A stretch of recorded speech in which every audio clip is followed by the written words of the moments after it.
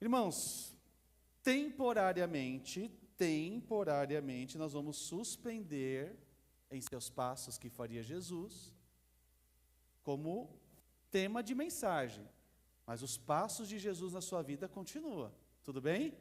Então, nós precisamos nos manter firmes com isso, e agora nós vamos iniciar uma jornada sobre o Sermão do Monte.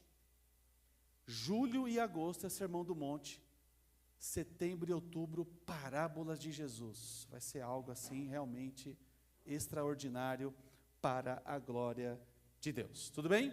Abram suas Bíblias, lá em Mateus capítulo 5, versículos de 13 a 16. Mateus 5, de 13 a 16. Nós vamos aprender um pouco mais hoje sobre esse texto precioso que o Senhor tem para nós. E eu trago o título da mensagem: Sal e Luz, a igreja que faz a diferença em silêncio e brilha Jesus. Vamos falar juntos? Sal e luz, a igreja que faz diferença em silêncio e brilha Jesus. Diz assim o texto, e conforme eu vou lendo o texto, não estranhem, porque entre parênteses eu coloquei um significado para melhor compreensão do texto. Porque muitas vezes nós lemos um texto e não entendemos o contexto, e isso vira um pretexto para nós sairmos da essência do texto. Então, eu trago desta forma para facilitar a leitura dos irmãos, tá bom? Então diz assim, Mateus 5, de 13 a 16.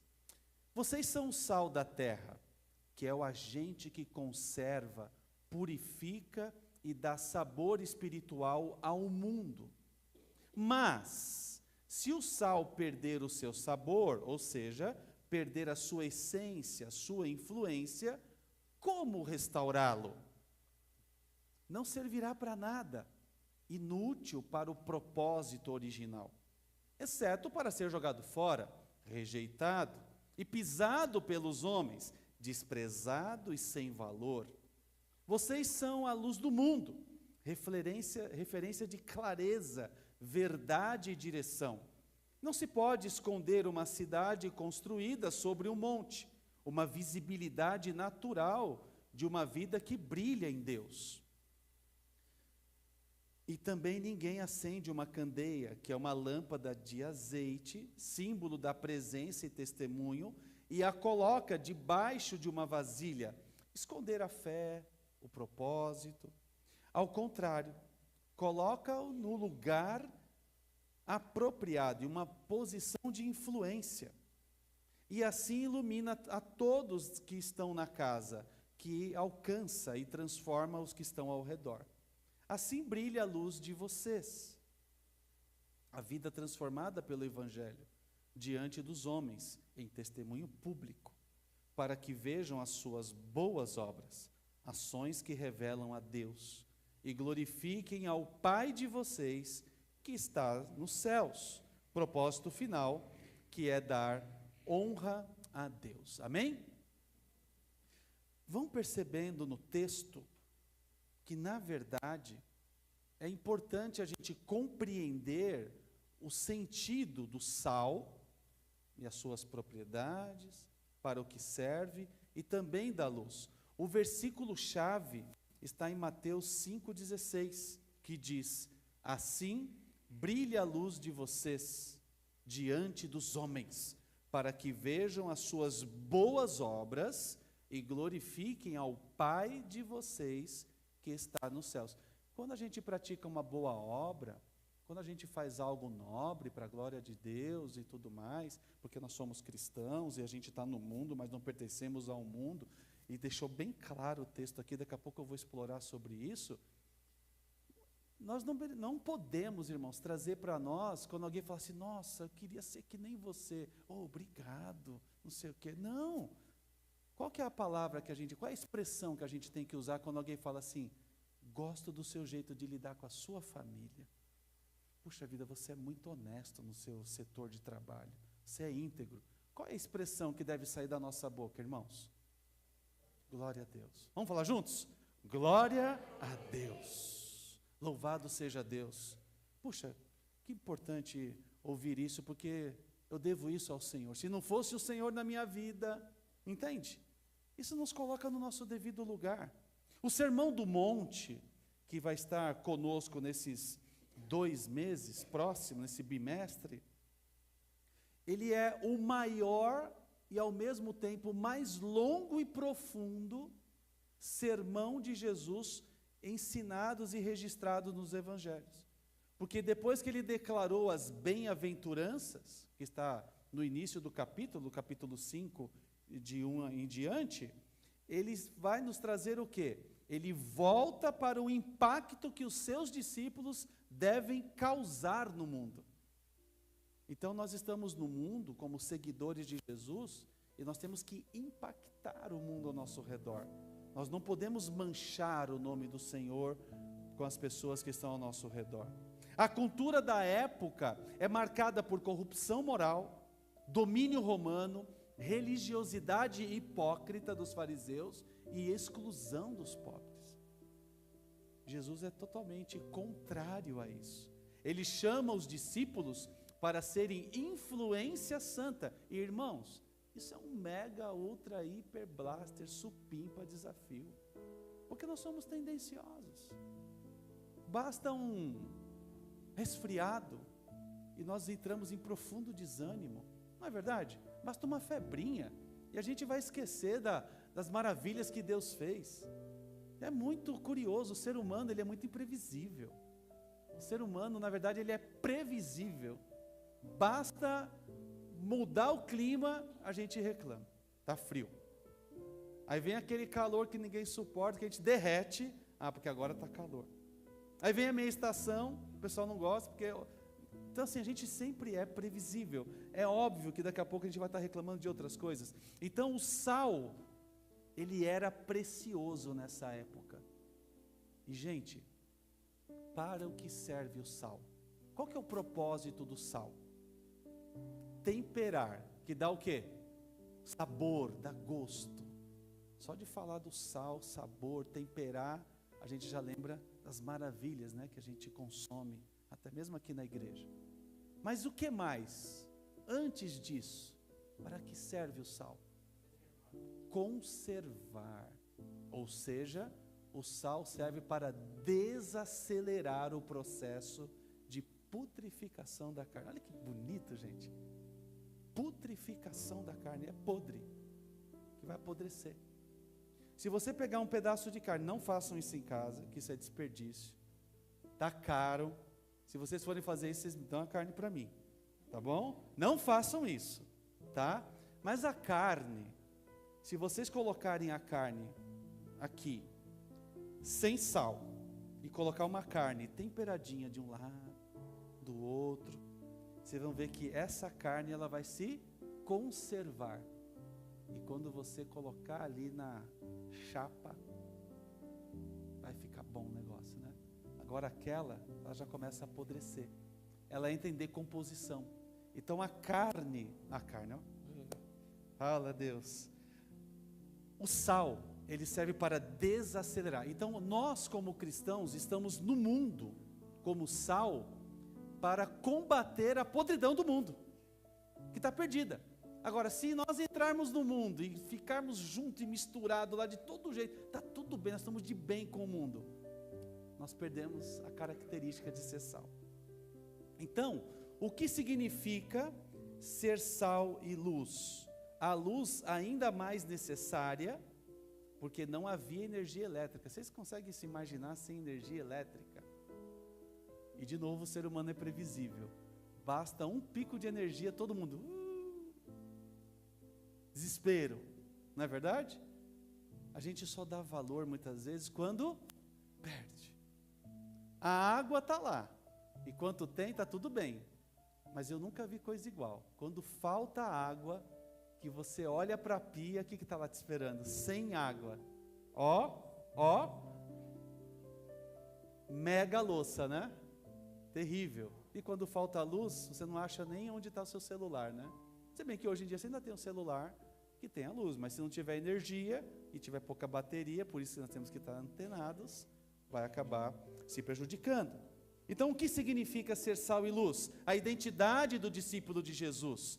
Jesus afirma que os seus seguidores são sal e luz na terra, e luz para o mundo. Essa identidade está ligada no nosso viver prático das bem-aventuranças. O sal da terra, ele serve para preservar.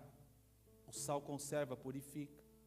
Assim como o sal preservava os alimentos na antiguidade, o discípulo preserva a família, preserva a igreja, preserva a sociedade da corrupção moral, do espiritual, também servia para temperar, dar sabor. Então, o cristão autêntico é aquele que preserva os valores do reino, mesmo em meio à corrupção do mundo.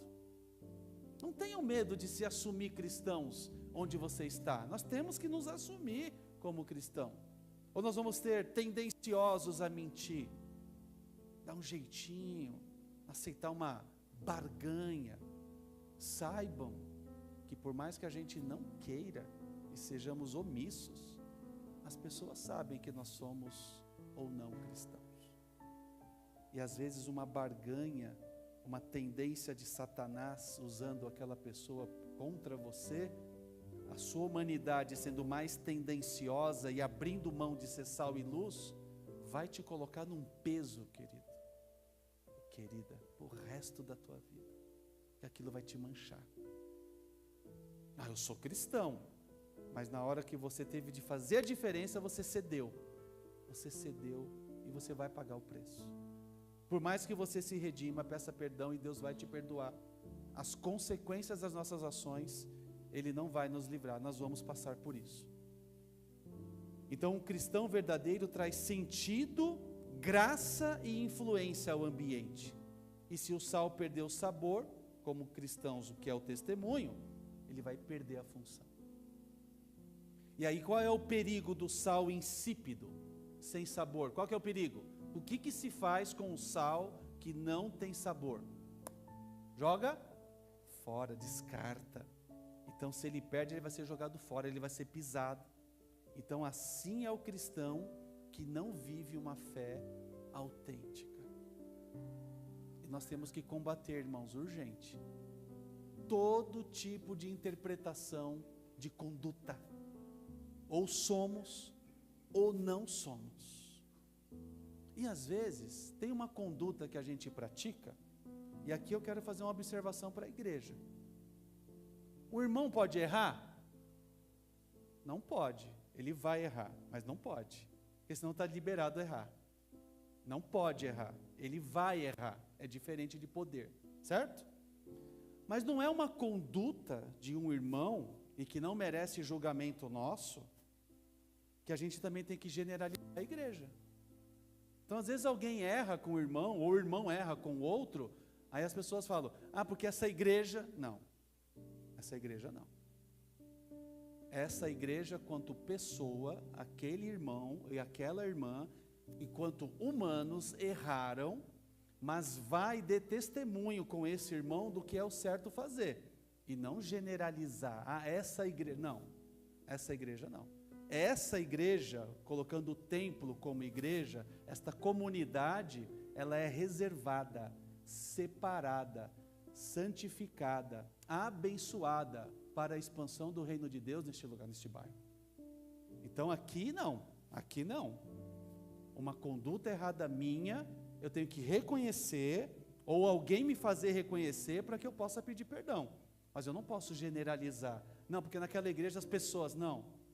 Um erro não pode comprometer a agência do reino de Deus neste lugar, porque este lugar é separado para o Senhor Jesus, para o Espírito Santo de Deus nos transformar todos os dias. Lógico, não é dentro do templo que vem a transformação, nós estamos no templo como igreja do Senhor Jesus, como corpo.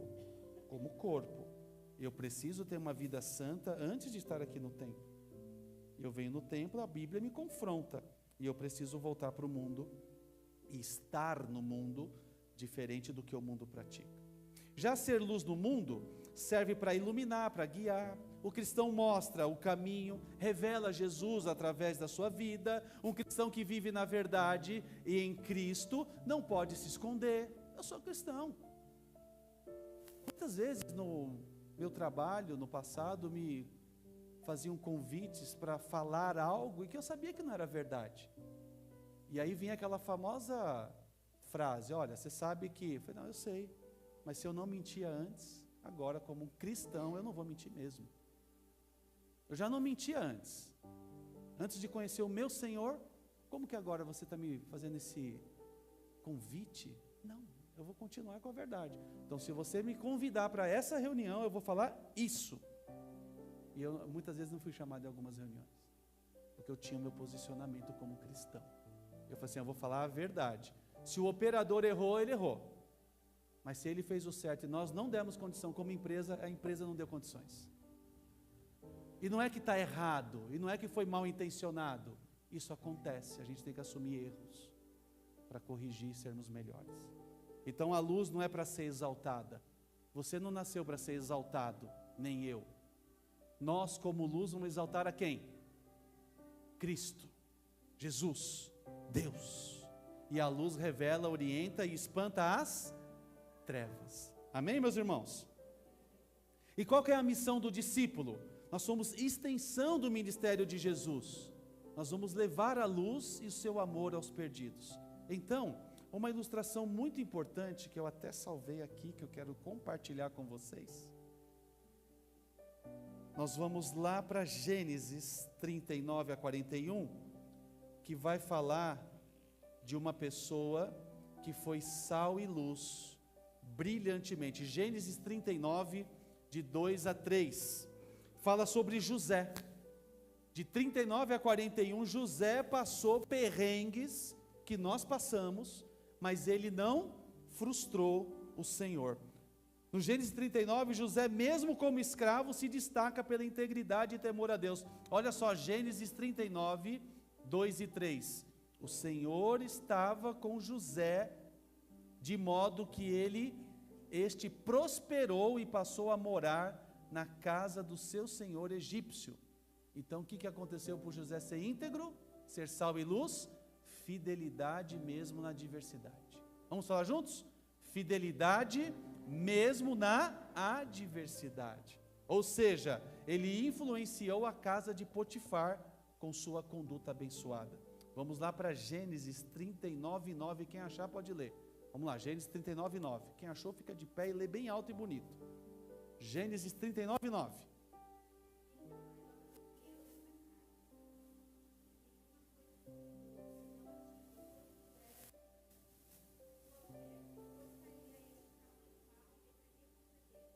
Perfeito, obrigado, Dani. Olha só, como poderia eu então cometer algo tão perverso e pecar contra Deus? Olha a consciência de José.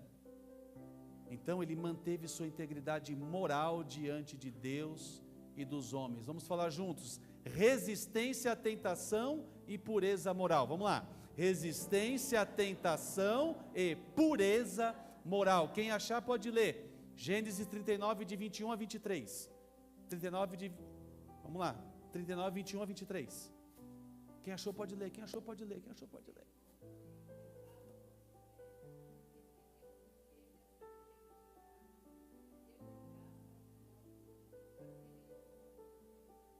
Perfeito, olha só que maravilha. Perseverança e fidelidade na prisão. Vamos falar juntos? Perseverança e fidelidade na prisão. Fez a diferença onde estava, ganhando confiança e responsabilidade.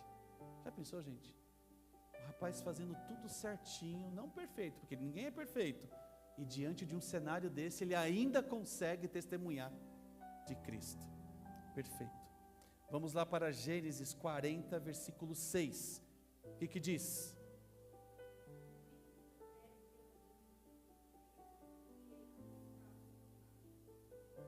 Perfeito. Continue mais um.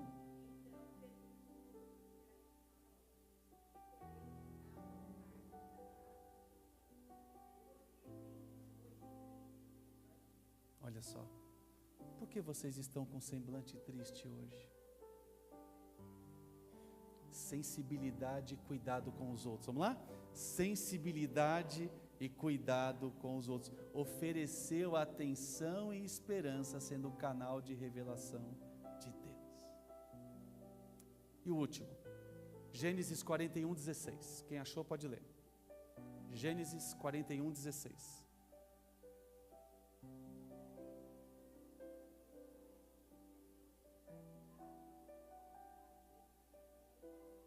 Olha só.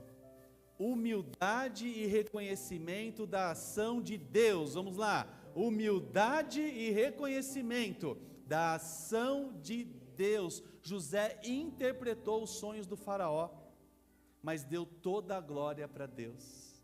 Ou seja, apontou para Deus, e mesmo diante de tudo que ele já tinha passado, que era a chance de ouro dele se exaltar, mas ele fez o quê?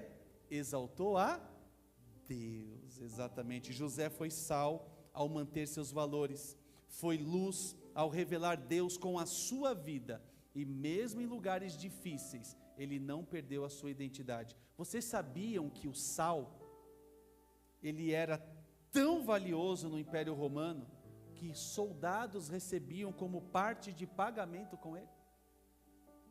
E daí que vem o salário. Salário, tem hora que é meio salgado, né? Mas está lá, é nosso, para a glória de Deus. Eu acho que essa palavra tem um sentido, às vezes um pouquinho ali, que é o suficiente, né, para a gente temperar a vida, e está tudo certo. A luz era geralmente uma pequena chama de azeite, e uma vela no alto de uma casa simples, iluminava todo o lar. Se você pegar, quando falta energia, o duro é achar uma vela, né? Achar uma vela, né, que luta. Esses dias eu comprei uma lampião, é lampião, Denise? Mas é um lampião, né? É um lampião, a bateria. Então você deixa ali. O problema é que teve um dia que o lampião, a bateria, durou mais de 5 minutos. Eu não tinha posto para carregar, esqueci. O que adianta ter um lampião sem bateria? Né? Agora não, deixa ele lá na tomada direto. Aí de vez em quando você só vai tirando para não danificar. Quando falta energia, você acende, está lá. Aí você coloca num ponto estratégico, você consegue caminhar. Até lavar a louça no escuro dá. Crueldade, né? Crueldade. Quem lava a louça no escuro quando falta energia? Levanta a mão, sem nomes, hein? Vamos lá. Vocês são, no grego, que é enfático, uma identidade que antes vem da missão. Então, antes da missão, a gente precisa ser o quê? Cristão. Então fala para o irmão do lado, ó, antes da missão, você tem que ser cristão. Pode apontar o dedo um para o outro. Antes da missão, você tem que ser cristão. Autêntico, autêntico, autêntico, hein? Certo? Antes da missão, temos que ser cristão. Certo? Alguns aprendizados importantes. 3 para a vida. Você faz diferença mesmo em silêncio. Como cristão, nós fazemos a diferença mesmo em silêncio. Colossenses 4,6 diz: o seu falar seja sempre agradável e temperado com sal, para que saibam como responder a cada um. Ou seja, o sal, ele não faz barulho, mas ele transforma tudo que toca, não é verdade? É maravilhoso, irmãos. O sal representa uma influência sutil, porém poderosa. Transforma o ambiente, mesmo quando ninguém percebe. 2, a sua luz é necessária onde há trevas. Não esconda a sua fé com medo da rejeição. Seja a luz com amor. Filipenses 2,15, para que venham tornar-se puros e irrepreensíveis, filhos de Deus inculpáveis, no meio de uma geração corrompida e depravada, na qual vocês brilham como estrelas no universo. E 3, o seu testemunho glorifica a Deus. Glorifica a Deus. As boas obras não servem para a exaltação, mas servem para refletir o caráter de Cristo. Então 1 Pedro 2,12 diz: vivam entre os pagãos de maneira exemplar, para que naquilo que o acusam praticarem o mal, observando as suas boas obras que vocês praticam, glorifiquem a Deus Pai. Então, irmãos, 5 coisas importantes que esse texto de hoje, para sermos sal e luz, vai trazer para a nossa vida? Primeiro, o que nós precisamos? De identidade. Desse jeito? Misericórdia. Senhor, desperta esse povo, Senhor. Vamos lá. O que nós precisamos antes de tudo? 50%, melhorou bastante, hein? Olha só, vocês são sal da terra, vocês são a luz do mundo. Antes de um operário começar a obra, ele vai receber o crachá com o seu nome em função, e isso vai dar autoridade para ele poder agir. Jesus nos define antes de pedir algo. Ele quer saber se eu e você estamos com ele. A nossa identidade vem antes da missão. Segundo ponto, o que é? 52%, hein? Mas se o sal perder o seu sabor, como restaurá-lo? Não vai servir para nada. Está lá no versículo 13.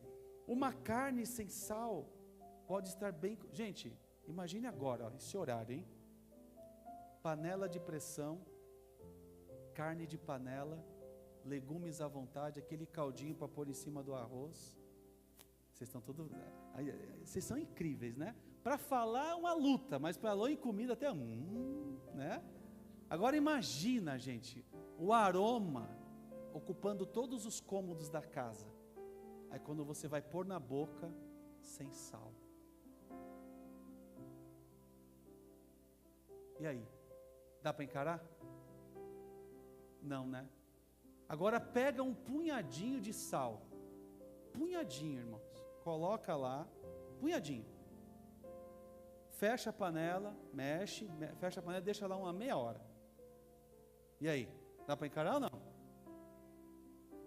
Nem cachorro come, porque não sobra, né? Nem cachorro come, porque não sobra. Terceiro, o que nós precisamos?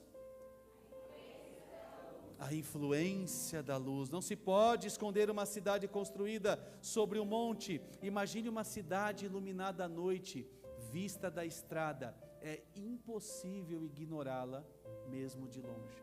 Aqui na Dutra estão iluminando, né? E aí eu olhei esses dias passando e falei, onde que eu estou? Porque não tinha essa iluminação toda. Aí ficou bonito, ficou legal. Daqui a pouco, do nada, acaba. Gente, é terrível. E como é bom, como é importante a luz, né? A luz tem todo sentido. Então, uma vida guiada por Cristo chama a atenção naturalmente. Naturalmente. Porque é impossível ignorá-la, mesmo de longe. As pessoas estão de olho em mim, estão de olho em vocês. Eu estou de olho em vocês. Vocês também estão de olho em mim. Que nós possamos refletir Cristo. Tudo bem? Que quando as pessoas olharem de fora para dentro aqui, eles têm que usar óculos escuros, de tanta luz que vai colocar para lá. E a quarta coisa, importante para a nossa vida, ninguém acende uma candeia e coloca debaixo de uma vasilha. Pelo contrário, você já sentiu o cheiro de comida com tempero, mesmo sem ver o prato? Já sentiram? Quando a gente está com fome, a gente imagina um monte de coisa, né? Assim é a vida de um cristão que vive em santidade. O ambiente sente, mesmo que a gente não fale. O ambiente sente. Olha, aquela pessoa chegou. Então você não precisa gritar sua fé. Basta viver com verdade, amor e sinceridade. Vamos falar juntos? Basta viver com verdade, amor e santidade. E o quinto, para nós finalizarmos. Gente, está tudo bem? Estão com frio, né? A boca está com frio também? Vamos falar forte? O propósito final, glorificar a Deus. Vamos lá, de novo. Assim brilhe a luz de vocês diante dos homens, para que vejam as suas boas obras e glorifiquem ao Pai de vocês. Um espelho limpo não tem brilho próprio, mas ele reflete perfeitamente a luz do sol. Então a luz do sol representa Cristo na nossa vida. Agora, se o espelho estiver sujo, a luz vai ficar o quê? Distorcida. Então as nossas boas obras não são para a nossa glória, mas para Deus ser visto e adorado por meio da nossa vida. O mundo precisa ver em nós o reflexo do Pai. Vamos lá? O mundo precisa ver em nós o reflexo do Pai. Você está salgando ou adoçando o mundo? Você está salgando ou adoçando o mundo? Diz para o irmão do lado, essa daqui eu quero ver, vocês vão falar, tenho certeza. Fala com essa expressão, não seja sal grosso e sem sabor. Vamos lá, pode falar. Não seja sal grosso e sem sabor, hein? Gostaram, né? Olha, gente, eu conheço o meu rebanho. Eu conheço. É tão bom, né? Não é bom? Vamos falar agora assim, não seja sal grosso e sem sabor. Vamos ganhar vidas para Jesus. Vamos lá.